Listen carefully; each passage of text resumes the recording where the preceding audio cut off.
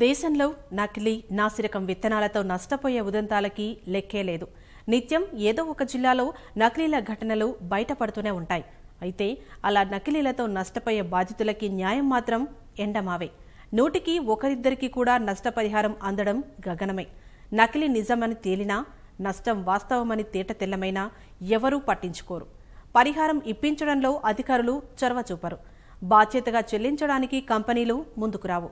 రైతులు కూడా తమ కర్మ ఇంతే అనుకుని మిన్నకుండిపోతారు. అయితే ఆ రైతు మాత్రం అందరిలా ఉండిపోలేదు. జరిగిన నష్టంపై వినియోగదారుల ఫోరంలో కేసు వేశాడు. అధికారులు మధ్యలో అడ్డం తిరిగినా, కంపెనీ వాళ్లు ముప్పులు తిప్పలు పెట్టినా వేటికి వెరవక 8 ఏళ్ల పాటు పోరాడాడు.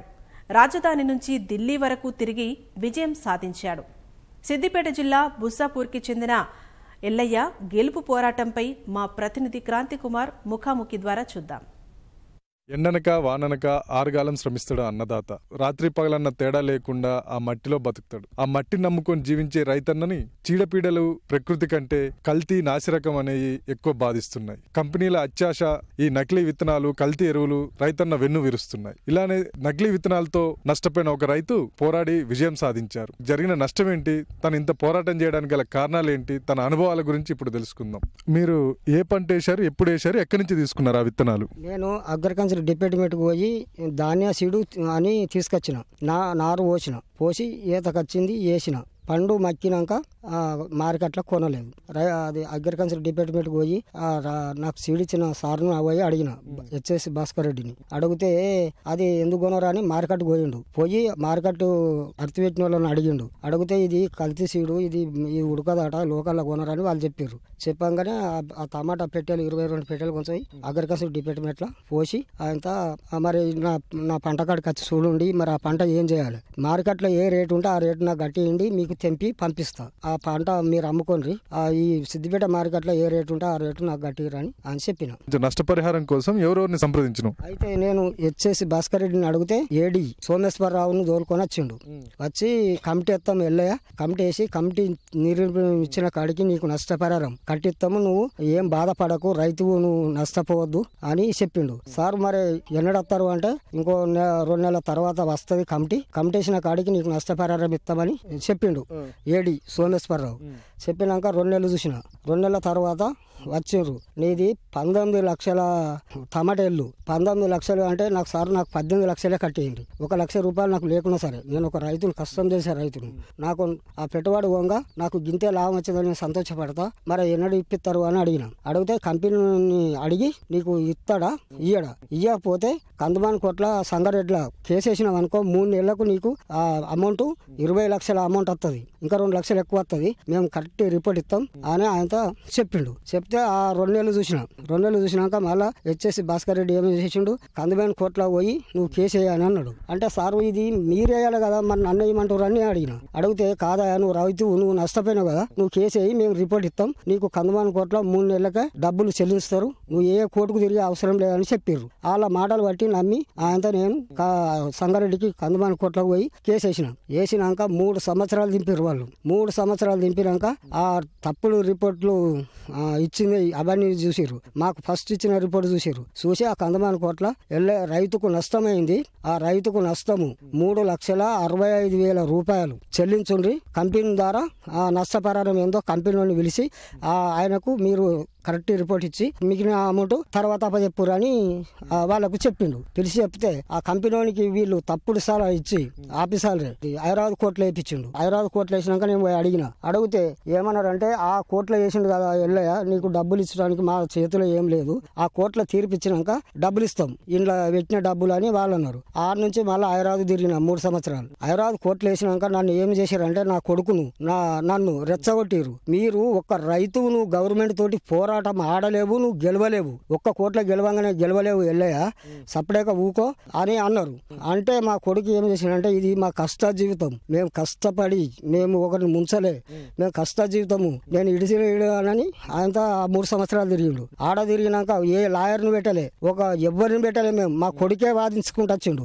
ఆడ తీర్పిచ్చినాక ఆ కోర్టులో ఉన్న సారు సూపరింటెండెంట్ ఆయన ఏమన్నాడు, రైతు ఎంతగానో అప్పులు అడకచ్చుకొని కోర్టు చుట్టూ తిరుగుతాడు, ఇంట్లో పెట్టిన 1,47,700 రూపాయలు పెట్టారు కదా, ఆ పైసలు రైతుకు ఇవ్వండి, ఆ పైసలు ఖర్చున పెట్టుకొని తిరుగుతాడు, అప్పులు అడకచ్చుకుంటా తిరిగితే రైతు నష్టపోతాడు అని ఆ సార్ అన్నాడు.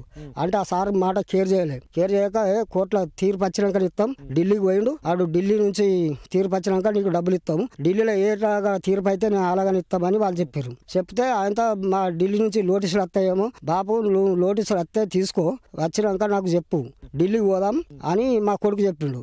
ఆ కంపెనీ వాడుకి సలహా వీళ్ళు ఏమని ఇచ్చారంటే ఆఫీసర్లు, రైతు మీద ఎత్తే రైతు ఢిల్లీకి కూడా పోతాడు, ఇప్పుడు నువ్వు వేసేది ఎవరి మీద అది ఆఫీసర్ల మీద అని ఆఫీసర్ల మీద ఢిల్లీలో ఆఫీసర్ల మీద వేసిండు. ఆఫీసర్లకు నోటీసులు పోయినాయట. పోతే వాళ్ళు చెప్పలే మాకు. కంపెనీ ద్వారా లాయర్ ఉన్నాడు, ఆ లాయర్ను సారు మీరు కూడా వ్యవసాయం చేస్తారో చేయరో కానీ నా పరిస్థితి చూస్తున్నావు కదా అని నేను హైదరాబాద్ అడిగితే ఆ సార్ ఏమన్నా అంటే ఎల్లయ్యా నీకు న్యాయం జరుగుతుంది, 2 కోట్ల న్యాయం జరిగింది, ఇంకొక నెల రోజులు ఓపిక పట్టు, ఢిల్లీలో తీర్పు అవుతుంది, తీర్పు కాగానే మీకు ఫోన్లో అది మెసేజ్ పెడతా, అది కాగానే మీరు కోర్టుకు వచ్చి అడుగురి, ఈ హైదరాబాద్ కోర్టులో పెట్టిన డబ్బు మీకు ఇప్పించే బాధ్యత అదిగా అని ఆ సార్ చెప్పిండు. నెల రోజులు ఆగితే 2 నెలలకు మాకు తీర్పు ఢిల్లీలో రైతుకు ఇయ్యాల నష్టపరిహారం అని తీర్పిచ్చిందట. ఆ హైదరాబాద్ కోర్టు పిలిచి నాకు 2,10,831 రూపాయలు చెక్కు నా చేతికి ఇచ్చారు. ఈ కేసు విషయంలో కంపెనీ వాళ్ళు కానీ అధికారులు కానీ ఏమైనా ఇబ్బంది పెట్టినారు మిమ్మల్ని? ఎట్లాంటి ఇబ్బంది పెట్టినరు? మీకు ఎలాంటి సాక్ష్యాలు ఇచ్చారు అధికారులు? మాకు కననే వాళ్ళే ఒక అధికారులు ఎవరంటే హెచ్ఎస్సి భాస్కర్ రెడ్డి, సోమేశ్వరరావే, వీళ్ళే నమ్మక ద్రోహం చేశారు కానీ ఎవ్వరు చేయలేదు. మా వాళ్ళు చేయమని చెప్పారంటే గవర్నర్ తాడికి పోయినా అంటే మా కొడుకు చెప్తే గవర్నర్ తాడికి పోయిండు, హరీష్ రావు తాడికి పోయిండు. పోతే ఈ కోర్టులో నడుస్తుంది కానీ ఏం చేయలేము, కోర్టులో నడుతుండగా ఏం చెప్పలేము, కోర్టు తీర్పిచ్చినాక కలుగురు అని అన్నారు. ఇక ఇప్పుడు కోర్టు తీర్పిచ్చింది, మాకు వాళ్ళ అన్న ప్రకారంగా డబ్బులు రాలేదనుకో మేము ఆ గవర్నర్ తాడికి ఈ హరీష్ రావు తాడికి ఈ వాళ్ళ తాడికి పోయి అడిగినాక మళ్ళా హైకోర్టులో వేస్తానని నేను ఇప్పుడు అనుకుంటున్నా. జిల్లా వినోదారుల ఫోరం, రాష్ట్ర కమిషన్, జాతీయ కమిషన్, ఈ మూడింటికి వెళ్ళావు కదా, మూడిట్లో ఎలాంటి తీర్పులు వచ్చినాయి నీకు? ఎట్లుంది? రైతుకు నష్టం జరిగింది, రైతు నష్టము చెల్లించాలి, కంపెనీ తోటి ఇప్పింది అని తీర్పిచ్చారు. ఇప్పుడు ఆఫీసర్ చేతులు ఉన్నది. కోర్టు చుట్టూ తిరగడానికి, కేసులు వాదించడానికి ఎంత ఖర్చు అయింది, ఎంత శ్రమ పడ్డావు? ఇన్ని సంవత్సరాలు? 8 సంవత్సరాలు కూడా తిరిగితే మేము ఒకనాడు ఉప్పిడి ఉపాసము వండుకుంటా తిరిగితే నాకు 2,25,000 ఖర్చు వచ్చింది.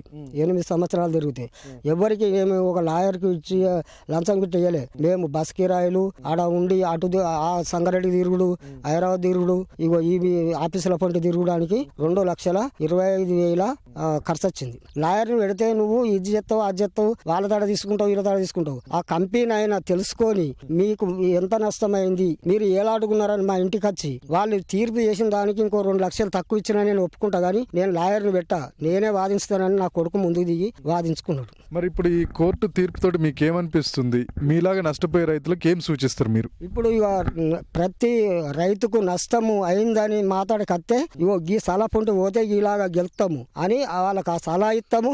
ఈ కలుతు సీటు వాళ్ళన ఈ ప్రభుత్వం ఏం చేయాలంటే ఈ కంపెనీ మీద చర్య తీసుకొని రైతుకు రైతుకు నష్టం వచ్చిందని ఫస్టే రిపోర్ట్ పోయిందనుకో, ఆ రిపోర్ట్ ఎంక్వైరీ చేసి ఫస్టే ఇప్పిస్తే ప్రతి రైతు నష్టపోడు. గవర్నమెంట్ని కూడా మంచిగా ఆద్యస్తారు. రైతు కష్టం అన్నది గవర్నమెంట్ కూడా ఆలోచించాలి. నీకేమనిపిస్తుంది తీర్పు విజయం? నువ్వు సాధించిన 3 చోట్ల కూడా మీరే విజయం సాధించారు, మీకేమనిపిస్తుంది ఈ విజయంతో? ఇప్పుడు మేము ఏమనుకుంటున్నామంటే ఆఫీసర్లు గెలవవు అని, ఒక రైతు గెలవవు అని అన్నందుకు కోర్టులు న్యాయం చేసి రైతు గెలిచినట్టుగా నిరూపించిన దానికి మేము ఎంతో సంతోషపడుతున్నాము. మా నష్టపరిహారం కూడా వాళ్ళు ఇప్పించారంటే ఇంకా సంతోషపడతాం. ఇది రైతు ఎల్లయ్య పోరాటం.